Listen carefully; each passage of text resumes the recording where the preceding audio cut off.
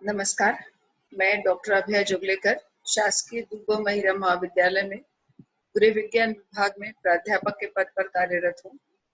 आज मैं आप लोगों के साथ में बीएससी पार्ट 1 होम साइंस के फर्स्ट पेपर बेसिक न्यूट्रिशन का जो प्रथम यूनिट है कंसेप्ट ऑफ न्यूट्रिशन, उसके अंतर्गत हम उसका प्रैक्टिकल और थ्योरी दोनों में काम आने वाला भाग जो है उसका अध्ययन करेंगे।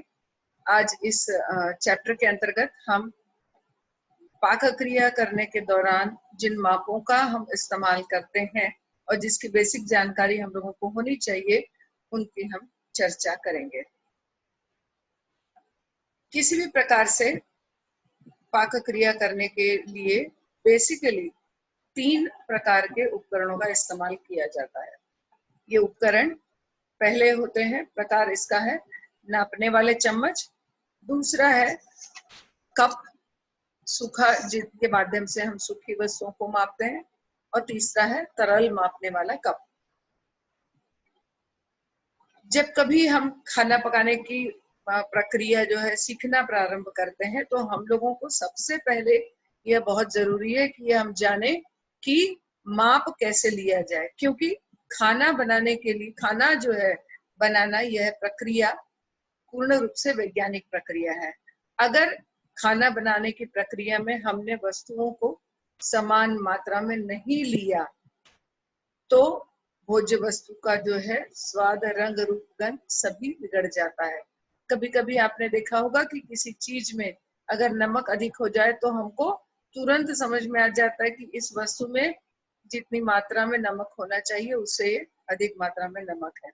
इसी प्रकार से हम बहुत आसानी से पहचान पाते हैं कि किस वस्तु में कितनी मात्रा में मसाला ज्यादा पड़ा है या मसाला कम है, या किसी वस्तु में तेल की मात्रा ज्यादा है, या किसी वस्तु में जो है स्टिकीनेस ज्यादा आ गई है।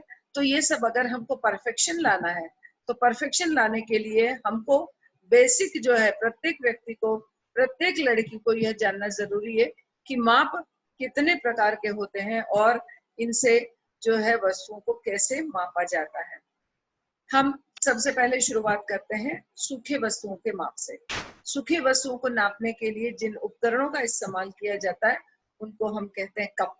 यहाँ पे चित्र में आपको परिलक्षित हो रहा है, अलग अलग साइज के कप दिख रहे हैं, और जो सबसे जो छोटा साइज का कप है उसका जो नाप है वो है 1/4 कप है, और जो सबसे बड़ा यहाँ पर है वह है 1 कप का नाप है।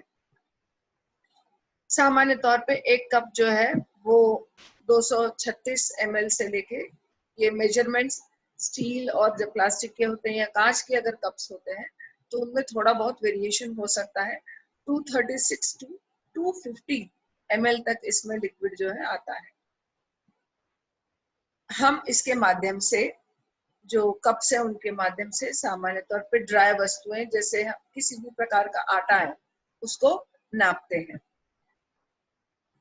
ये जो कप होते हैं, जैसे मैंने अभी पिछले स्लाइड में बताया कि ये कप प्लास्टिक के भी हो सकते हैं, स्टील के भी हो सकते हैं और कांच के भी हो सकते हैं। हम अपने चॉइस के हिसाब से इसको अपने घर में रख सकते हैं, और इनमें जब हम वस्तु को मापते हैं तो मापने के 2 तरीके हो सकते हैं। यहाँ पर मैंने एक तरीके का जो है आप लोगों के लिए जो है फोटोग्राफ दिया है कि हम किसी पॉट में हमने जो है वो आटा लिया हुआ है और उसमें से हम चम्मच की सहायता से उसमें हम उसको भरते हैं, आटा उसमें डालते हैं और ऊपर तक आटा उसमें हमने डाला है। इस प्रक्रिया में हम इस बात का ध्यान रखेंगे कि हमको कप को नहीं हिलाना है। हम बहुत बार घर में ऐसा करते हैं कि कप को ठोकते हैं, और इस प्रकार की प्रक्रिया हमको नहीं करनी है। और ये जब आटा इसमें पूरा भर जाए ऊपर तक, तो उसको जो चाकू का सीधा भाग होता है, फ्लैट भाग होता है, उस भाग की सहायता से उसको फ्लैट किया जाता है। और इस प्रकार से जब हम फ्लैट किया हुआ आटा लेते हैं तो वो 1 कप नाप होता है। आप अपने चॉइस के हिसाब से जिस फूड में जितना मिलाना है, पिछले स्लाइड में मैंने 4 प्रकार के आपको कप दिखाए थे, जितनी मात्रा में लेनी है हम हर बार इसी पद्धति से जो है आटा नाप के देंगे तो ज्यादा बेहतर रिजल्ट हमको मिलेंगे। इसके बाद में ड्राई वस्तुओं में ही हम देखेंगे कि हम चीनी जो है वो चाहे पाउडर रूप में हो चाहे ठोस दाने के रूप में हो, हम उसको नापते हैं।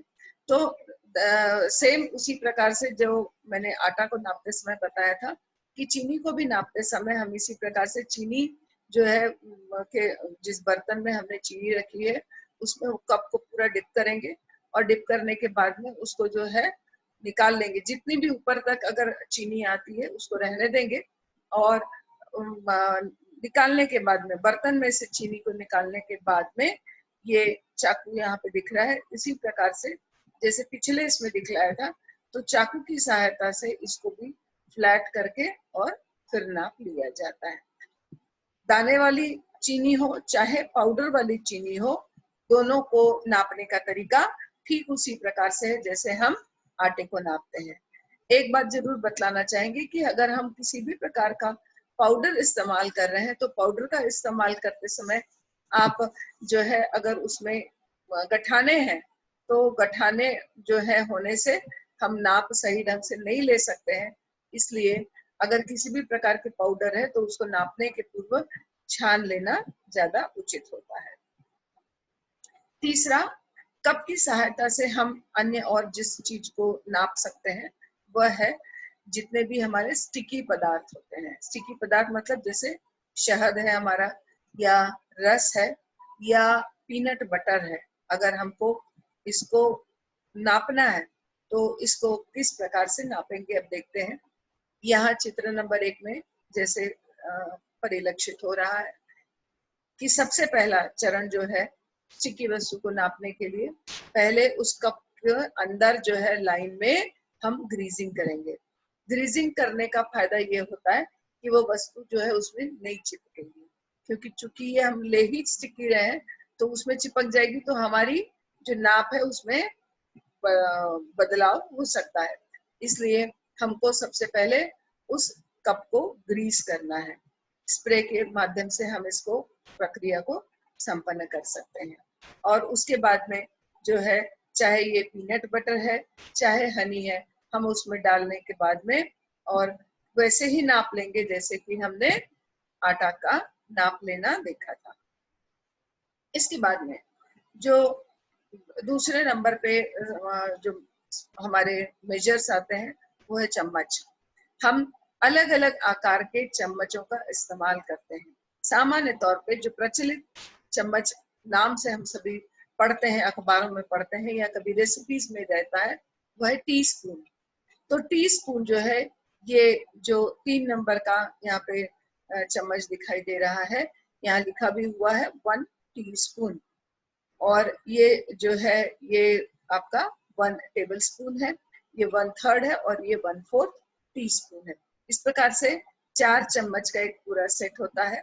इसमें एक चीज मैं जरूर बतलाना चाहूंगी कि जब कभी टीस्पून होता है तो उसको आप देखेंगे कि आप लिखते समय भी उसको पूरा हमको टीस्पून लिखने की आवश्यकता नहीं होती। यहाँ पर जैसे लिखा हुआ है 1 टीस्पून, ब्रैकेट में मैंने लिखा है टी, छोटा टी, एस और पी, तो हम भी इसी प्रकार से लिखेंगे टीस्पून को 1 टीस्पून। इसमें जो माप होता है 1 टीस्पून बराबर 5 ml लिक्विड होता है। और 1 टेबल स्पून जो है वह कैसे लिखा है ये देखिए, यहाँ पे टी को बड़ा किया है, उसके बाद में बी और फिर एस और पी है। तो ये 1 टेबल स्पून को इस प्रकार से लिखा जाता है। ये जो सबसे बड़ा आकार का चम्मच है ये 1 टेबल स्पून है। 4 टेबल स्पून जो है अगर हम उनको नापते हैं और एक कप में नापते हैं तो जो कप का जो सबसे छोटा कप होता है 1/4 कप जो है वो 4 टेबल स्पून के बराबर होता है। यहाँ पर मैंने बाकी मेजर दिए हैं। 1 quart is equal to 2 pints होते हैं, या हम कह सकते हैं कि 4 कप्स होते हैं। इसी प्रकार से 1 gallon is equal to 4 quarters होते हैं और 1 पाउंड बराबर 16 आउंसेस लिक्विड होता है। यहाँ पर कभी कभी किताबों में आप देखेंगे कि टीस्पून पूरा लिखा हुआ नहीं होता है, उसके स्थान पर केवल स्मॉल टी लिखा है। यहाँ मैंने अंडरलाइन किया हुआ है। और इसी प्रकार से टेबल स्पून को भी पूरा टेबल स्पून ना लिख के या TBSP भी ना लिख के अगर कैपिटल T है उसका मतलब भी टेबल स्पून होता है। यहाँ पर और अधिक स्पष्ट हमने बतलाने का प्रयास किया है। ये टी स्पून है और ये टेबल स्पून है। Tea spoon versus table spoon, जैसा मैंने बताया कि एक टेबल स्पून जो है वो बराबर 3 टीस्पून होता है। अगर एक टीस्पून में 5 ml होता है तो एक टेबल स्पून में अगर हम कोई लिक्विड लेते हैं तो वो मात्रा होती 15 ml। तो इस प्रकार से 1 teaspoon is equal to 3 teaspoon होता है और 1 cup is equal to 16 tablespoon. अगर हमारे पास में नाप वाले कप नहीं है और हमारे पास टेबल स्पून है तो हम बिना झिझक बिना डर के 16 बार अगर टेबल स्पून से नापते हैं तो ये जानिए कि आपका पूरा नाप सही आएगा। अब इसके बाद हम देखते हैं कि जो तरल पदार्थ होते हैं उनको हम काहे से नापते हैं। सामान्य तौर पे तरल पदार्थों को नापने के लिए हम जार्स का इस्तेमाल करते हैं और ये जार जो है इनमें ठोस वस्तुओं के नापने के लिए भी मार्किंग की हुई होती है। जैसे यहाँ पर आपको दिख रही है, ये इसमें दिख रही है 225 ml, यहाँ पे 250 ml दिख रहा है, ये मार्किंग की हुई है। इसकी दूसरी तरफ जो है वो कप का मार्किंग दी हुई होती है। लिक्विड को नापते समय कुछ हमको नियम को ध्यान में रखना चाहिए। इन नियम को बताते समय मैं सबसे पहले तो यह बतलाना चाहूंगी कि जब कभी हम कोई लिक्विड को नापते हैं तो इस बात के हम बिल्कुल श्योर रहें कि हमको उसके अंदर झांक कर नहीं देखना है कि कितना भरा, क्योंकि उससे हम अंदर अगर झांकेंगे तो हमको मात्रा का पता नहीं चलेगा। हमको उसको बाहर से देखना होता है। दूसरा, यहाँ पर लिखा हुआ है कि always look at the I level. उसको हमको जिस भी वस्तु, जिस जार को हम नाप जिसमें लिक्विड को नाप रहे हैं उसको हमको हमारे आई लेवल पे रखना है। और ये यहाँ पर आपको बहुत स्पष्ट हो जाएगा कि यहाँ पर जो है लड़की की आंख और जो जार है उसमें जो पोरिंग हो रही है लिक्विड की वो उसके आई लेवल पर है। यहाँ पर जो पिछले स्लाइड में मैंने आपको जार दिखाया था बहुत स्पष्ट हो रहा है। तो लिक्विड को नापते समय ये बात हमेशा ध्यान में रखें कि हमारे को जो मात्राएं हैं वो बहुत स्पष्ट दिखाई देनी चाहिए। ये जो चीजों की मात्राएं हैं वो हमको बिल्कुल स्पष्ट दिखाई देनी चाहिए। दूसरा, इनको हम बाहर से नापते हैं। जैसे ये लड़की जो है नाप रही है, हम उस प्रकार से किसी भी तरल वस्तु को बाहर से नापते हैं। और जो सबसे महत्वपूर्ण बात है कि अगर आप किसी भी प्रकार के, चाहे वो कांच का है चाहे ये प्लास्टिक के जग्स का इस्तेमाल करते हैं, हमेशा इस बात को ध्यान में रखें कि उपयोग में लाने के पहले और उपयोग में लाने के बाद में इनकी बहुत अच्छे तरह से क्लीनिंग होनी चाहिए। यहाँ पर अभी मैंने आप लोगों को पिछली जो स्लाइड्स बताई उसमें मैंने जो बेसिक हम लोगों के द्वारा जो माप इस्तेमाल किए जाते हैं, जो स्पून्स इस्तेमाल किए जाते हैं, जो हम कप इस्तेमाल करते हैं और जार, उसके बारे में बताया। अब आज एक और चीज जिसके बारे में हम लोगों को बहुत कंफ्यूजन होता है, बच्चों को खास करके बहुत कंफ्यूजन होता है कि मैडम ये टेम्परेचर डिग्री इतने सेल्सियस पे होता है, कन्वर्जन कैसे करें। तो यहाँ पर मैं फ़ारेनहाइट से सेल्सियस में कन्वर्जन और सेल्सियस से फ़ारेनहाइट में कन्वर्जन किस प्रकार किया जाता है वो आप लोगों को बतलाती हूँ। मान लीजिए हम लोगों को यहाँ पर एक मैं एग्जाम्पल के साथ में आप लोगों को बतलाना चाहूंगी। 37 डिग्री सेल्सियस है तो हमको ये देखना है कि इसका फ़ारेनहाइट कितना होगा। इसके लिए एक फॉर्मूला है फ़ारेनहाइट में कन्वर्जन का, 9/5 मल्टीप्लाइड बाय सेल्सियस प्लस 32। तो यहाँ पर अब हम इस मान को रख के देखते हैं। यही मान जो हमको यहाँ पे मिला है, सूत्र में हम मान रखते हैं 9 गुणिले 37, ये जो 37 डिग्री सेल्सियस जिसको बदलना है वो बटे 5 और इसमें हम 32 जोड़ते हैं। तो यहाँ पर ये क्रमशः अगले स्टेप में हम देख रहे हैं कि हमको यहाँ पर मिलता है 66.6 और ये 32 मिलाने से हमारा जो उत्तर आता है वो है 98.6 डिग्री फ़ारेनहाइट। तो इस प्रकार से हमको ये बहुत अच्छे से समझना चाहिए कि हम किस प्रकार से सेंटीग्रेड को फ़ारेनहाइट में बदल सकते हैं।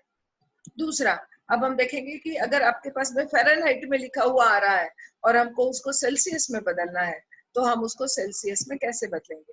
तो उसके लिए भी फॉर्मूला है कि ब्रैकेट के अंदर फ़ारेनहाइट जितनी मात्रा है, जितना डिग्री है वो -32 मल्टीप्लाइड बाय 5/9।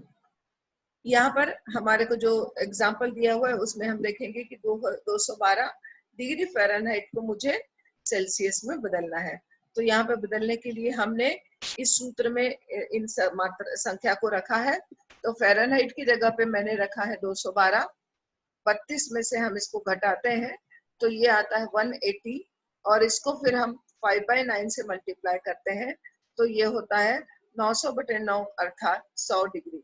तो इस प्रकार से 212 डिग्री फ़ारेनहाइट का मतलब होता है 100 डिग्री सेल्सियस। अब आपने पिछली स्लाइड में भी देखा और अभी वाली इसमें भी देखा कि यहाँ पर सेंटीग्रेड और फ़ारेनहाइट में बहुत हमको मतलब सेंटीग्रेड जो है वो टेम्परेचर कंपैरेटिव कम होता है, फ़ारेनहाइट में आप जब देखेंगे तो ये आपको ज्यादा मिलता है। आशा करती हूँ कि अभी आज जो आप लोगों को मैंने माप बताए हैं वो आप लोगों को समझ में आए होंगे। अगर किसी प्रकार की कोई आपको डिफिकल्टी लगती है तो आप मुझसे मेरे मेल आईडी पे संपर्क कर सकते हैं। Thank you.